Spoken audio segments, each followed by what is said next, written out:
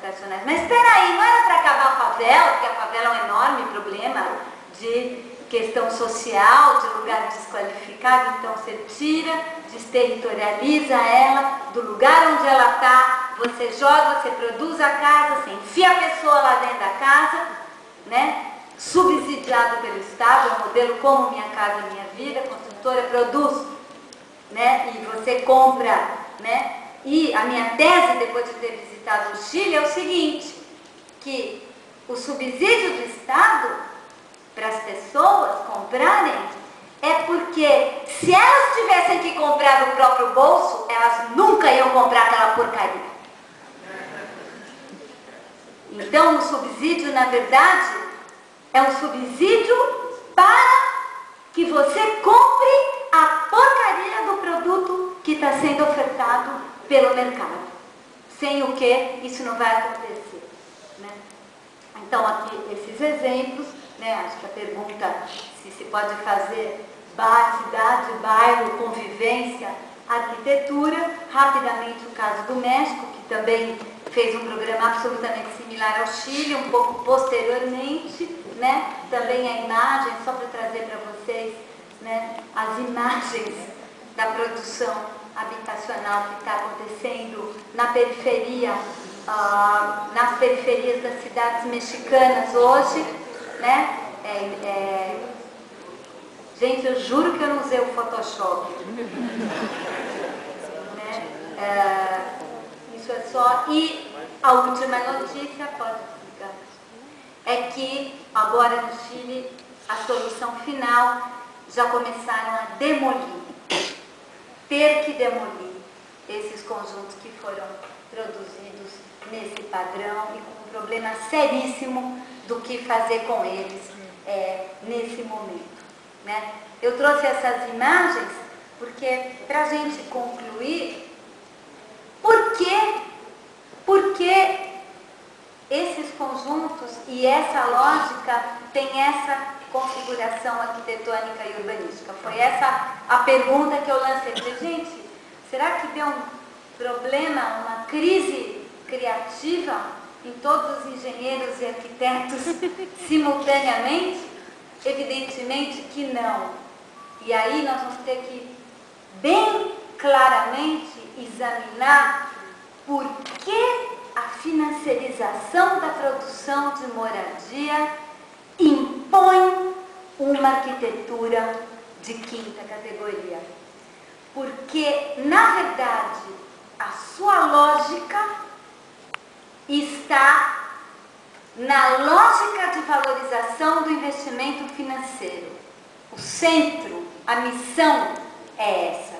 Para que essa operação de produção de habitação social em massa possa ser lucrativa, e nós temos que entender que não só no Chile, no México, mas aqui também no Brasil, antes de sair o Minha Casa Minha Vida, antes desse programa ser lançado no Brasil, várias construtoras abriram capital em bolsa, ou seja, se internacionalizaram, captaram recursos, principalmente de fundos de investimento, de equity funds, que eram exatamente os mesmos que estão nas construtoras do Chile e nas construtoras do México, os mesmos grupos, alguns deles, e esses fundos de investimento capitalizaram essas construtoras e elas estavam se preparando para lançar no mercado esse produto, que é um produto de renda mais baixa, para atingir isso antes do Minha Casa Minha Vida. Aí veio a crise. Quando veio a crise em 2008, eles bateram ali na porta do Guido Mantega, ministro da Fazenda, e trouxeram o exemplo como o exemplo do Chile, e é justamente na hora que veio a crise,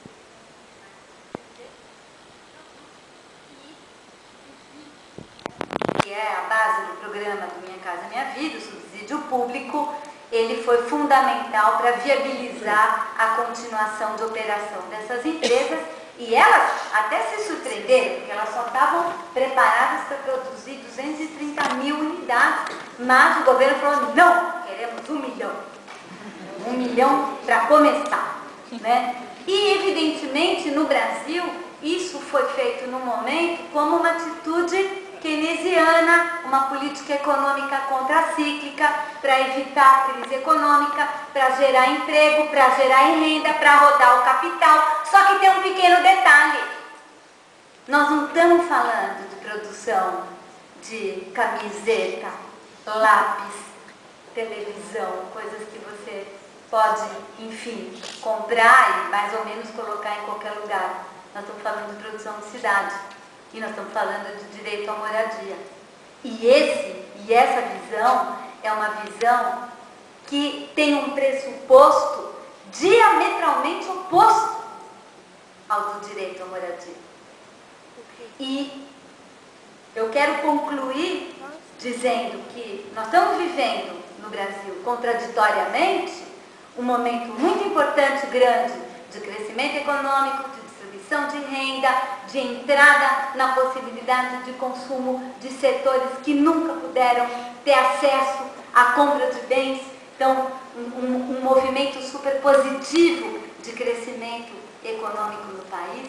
Exatamente, paradoxicamente, exatamente nesse momento, nós estamos vivendo um boom imobiliário enorme. Nós não rompemos com patrimonialismo na cidade, nós não intervimos concretamente na transformação e na transferência dos lucros imobiliários para o preço da terra, coisa que o Estatuto da Cidade e a Constituição anunciou. Nós não fizemos isso. E, mais que isso, nós entramos com tudo agora, na época da COP e das Olimpíadas, na lógica dos megaprojetos urbanos, das remoções em massa para poder viabilizar esses grandes projetos, para poder colocar o Brasil finalmente no estande de vendas internacional com efeitos. Porque é isso, nós já vimos esse filme em outros lugares do mundo. Efeitos que vão ser de exclusão, de impossibilidade, de acirramento da desigualdade e, portanto, com enorme dificuldade. Eu não queria terminar essa fala com uma visão pessimista. Por quê? Porque está muito claro que o paradigma neoliberal está vivendo uma enorme crise. Tudo bem, como diz o Neil Smith, o neoliberalismo está morto, mas dominante.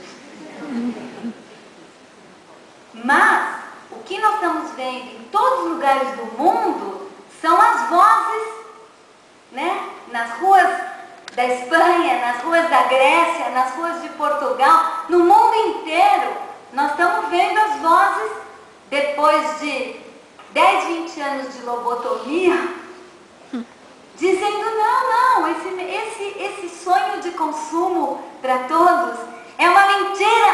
A Terra não tem recursos para manter esse sonho de consumo que vocês prometeram para nós. E esse modelo financeiro é um engodo, enriqueceu poucos, expoliou muitos e está expoliando muitos. Então, acho que nós temos uma chance. É um momento de repensar a política urbana, é um momento de repensar a política habitacional, é um momento de retomar as bases éticas e de direitos sobre as quais, pelo menos aqui no Brasil, nós lutamos durante 30 anos ou mais para poder transformar a situação da habitação e das cidades brasileiras. Então, agora é a hora, tudo bem, está todo mundo muito